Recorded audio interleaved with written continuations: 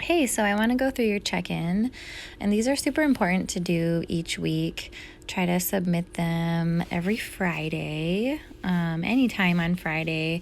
But if you kind of give yourself a set time frame within the day to get it done with, you'll be more likely to do it.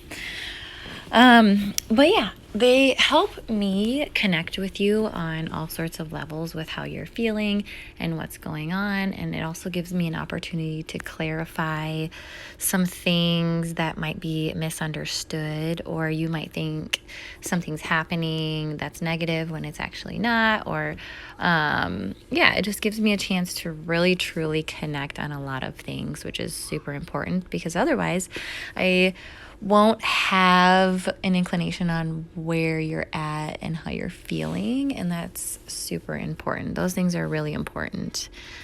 Okay, so let's jump in. All right, moderate energy. That's typical for a lot of people. All right, you'll get stronger. Don't worry about that. It's totally normal in the beginning. Stress levels. Okay, that's, so you're feeling pretty full and content, which is the goal. I want you to be at around your maintenance intake, slightly less than that, like a tiny bit. Because then it gives you the opportunity to build muscle and be fueled, and you're able to sustain that muscle and recover properly. Because if you're in a really low calorie bracket and doing like easy workouts or just cardio here and there, it's not something that's going to build a true body composition change and metabolic change. And you'll just kind of yo-yo and go up and down and fluctuate with your weight. So the goal right now is to challenge your muscles, break down the muscle fibers, build muscle in your upper and lower body, because that's what's going to ultimately create a body composition change where you are having more muscle on your body and it's going to burn more fat and calories at rest.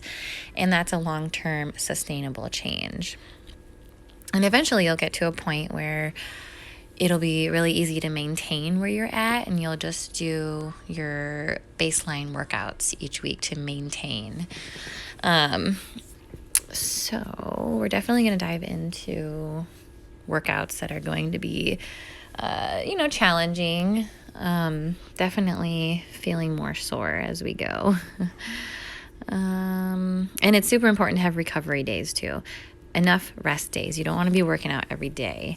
So the workouts on your schedule they'll slightly change each week, but you'll have about 3-4 rest days, which is really important.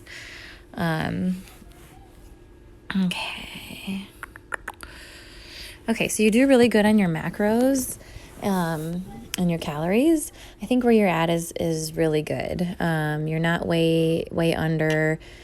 You're not way over. So honestly, you're doing a really good job with that. And it doesn't have to be exactly. Like if you're 100 calories under, it's totally fine. It's when people are like 300, 400, 500 calories under every day or over every day, then it creates a problem. But you're doing really good with that. And honestly, if you're truly full and you can't eat anymore, then that's totally fine. Okay, so your digestive tract, hopefully that will level out and get better as everything changes. Or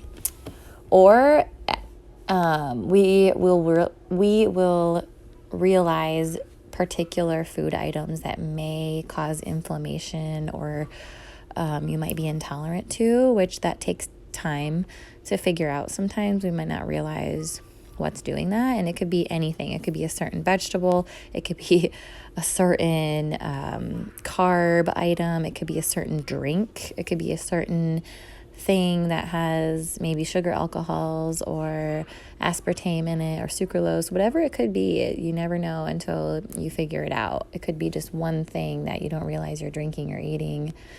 consistently that could be causing that. But hopefully we will improve on that and figure more out as we go. Okay, so you shouldn't feel restricted at any point. I always say the biggest thing is, obviously, if you want to fit in a cookie or dessert or whatever it is, fruit snacks, you can fit them in. It's just when the majority of your day is empty, higher fat foods and low protein, that's when it creates a problem.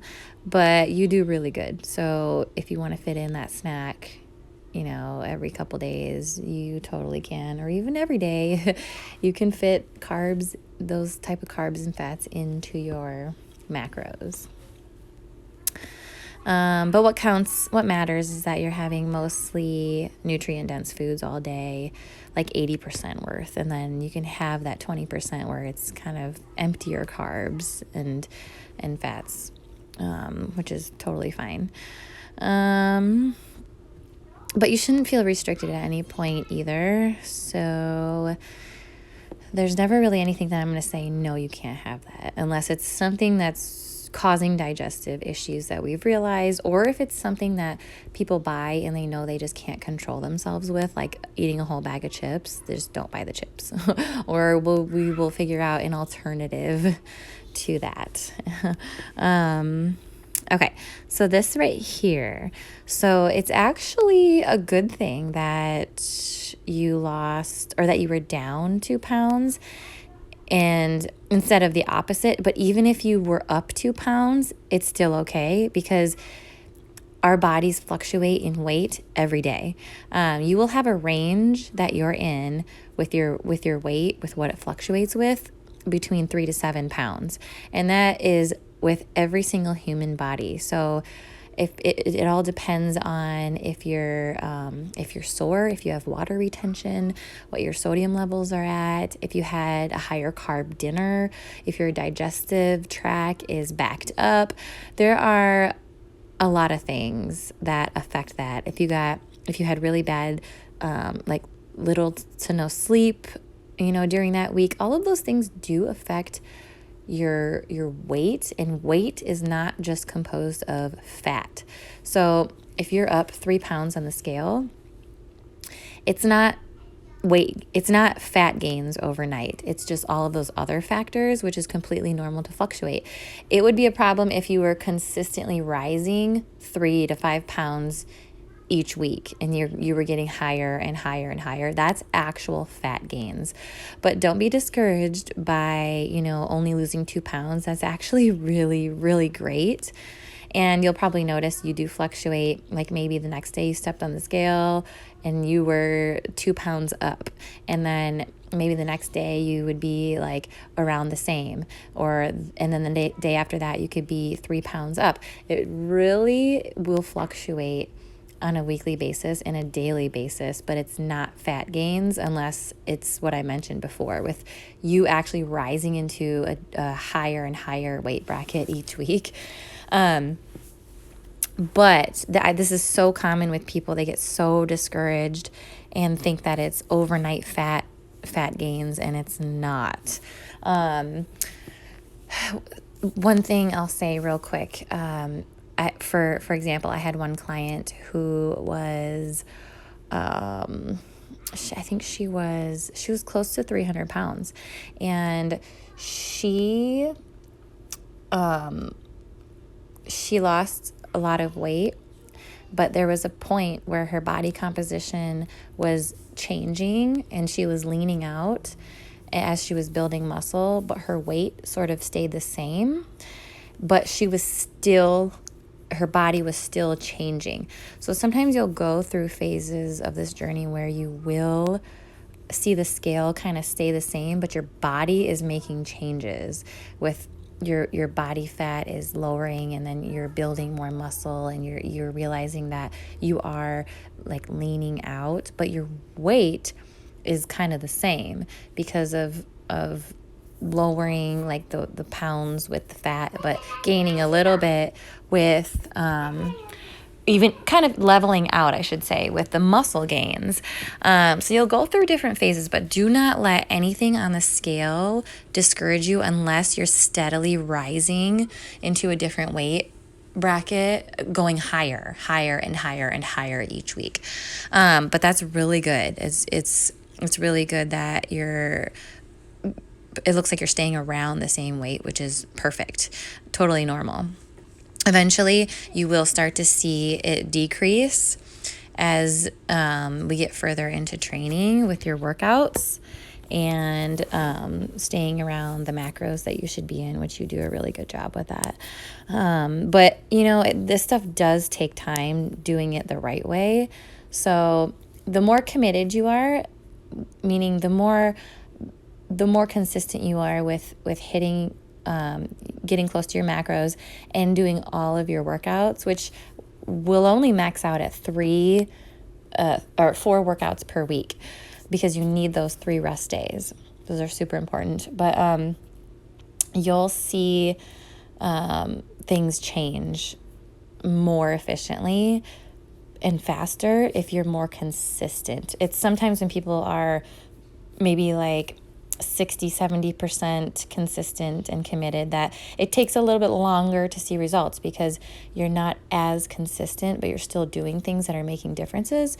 So just try, as the further we get into training, we're going to go through a lot of things that'll help with staying more in line with a routine and cues that will help and getting more just in routine with things and keeping that momentum, which is super important. It's a daily effort, daily effort, and it's hard for everybody. But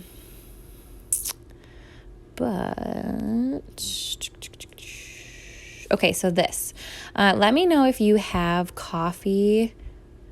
Let me see if you have coffee in the morning before you eat. So this is really important.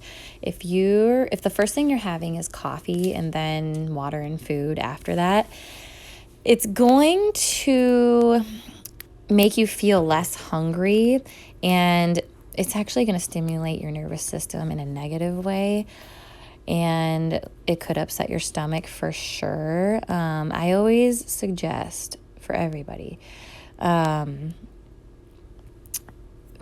overall caffeine intake, if it's really high, it does have a negative effect on, your hormones and a lot of anxiety. It could really affect a lot, like too much stimulation, too much stimulation, and it'll almost make you feel like you're not hungry at times when you are. It's just kind of masking it and curbing it. So try to eat food. Try to eat food along with water and then your coffee, like kind of in the midst of eating. You can have your coffee, but I always drink a cup of water, and then I'll have my breakfast, and then I'll have my coffee like with my breakfast after that. And it'll make a big difference. But try to limit yourself to just 1 cup of caffeine with whatever it is that you have that's caffeine based in a day. And it'll just help in so many ways, and you'll realize that you never needed it. It was just more of like a habit and something that you did in part of your routine every day, and it was you're just used to doing it. So let's try to do that. It'll help so much, I promise.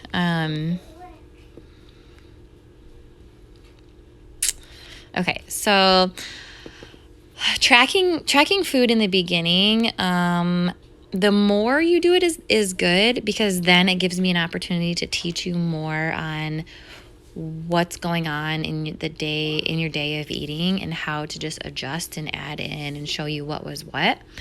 So later on, you'll never have to track again.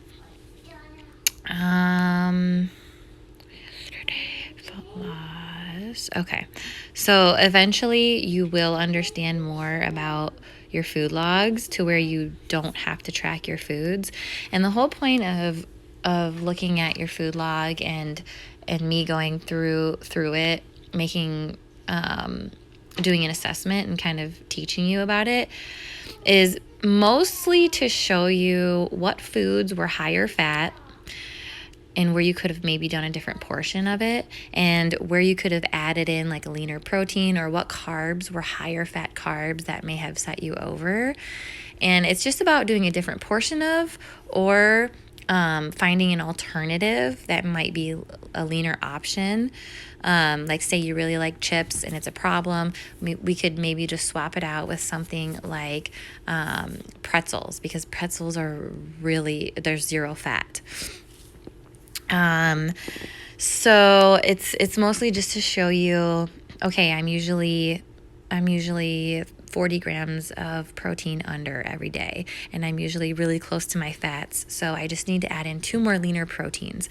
So focusing on that and realizing what your patterns are, and realizing, for example, maybe your breakfast is always really higher fat and higher carb, and which means it's higher calorie, and just changing some things around about that. So maybe instead of having eggs, bacon, and avocado, maybe you would just do some egg whites and half of the avocado, and then bacon, or even turkey bacon. But you can have the things that you want, just it's usually boils down to just maybe doing it a little bit differently, with different portions, and finding some days of the week maybe doing egg whites instead of the whole egg if you want to have the bacon with that breakfast. Then you won't go over in your fats.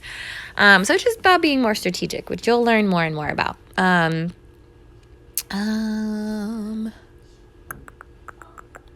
Okay, so your macros, a person's macros are set based off of their current weight, height, activity level, and their workouts, which is included in that. So your activity level is how active somebody is during their whole day, and their workouts are included in that, but it is really important to know how active somebody is during the day, whether they sit around half the day and only get in like 2,000 steps, or if they're pretty active and they get in around 6,000 to 9,000 steps. That's being pretty active.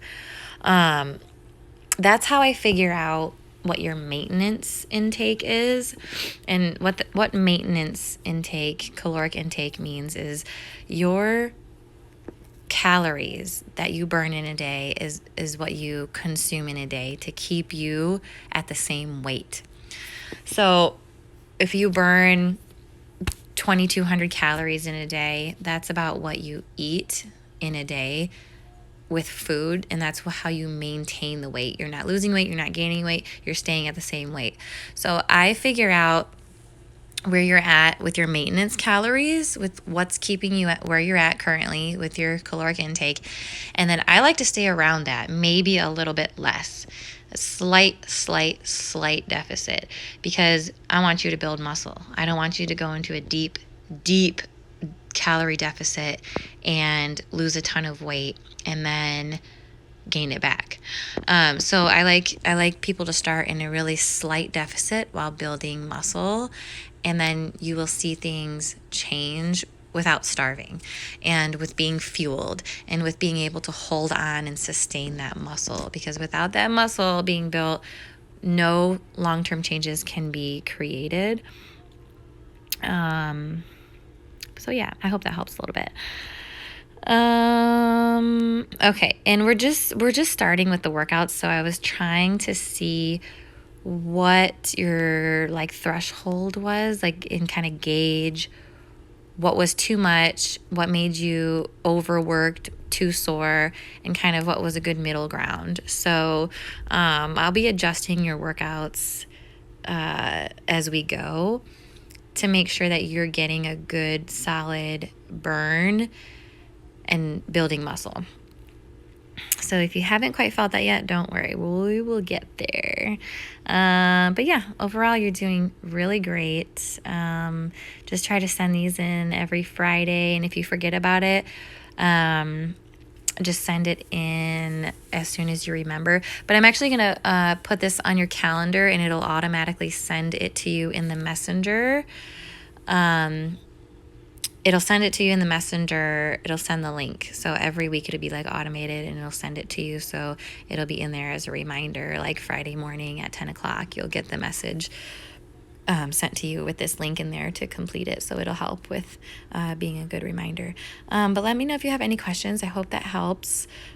I try to do this along with a macro assessment each week.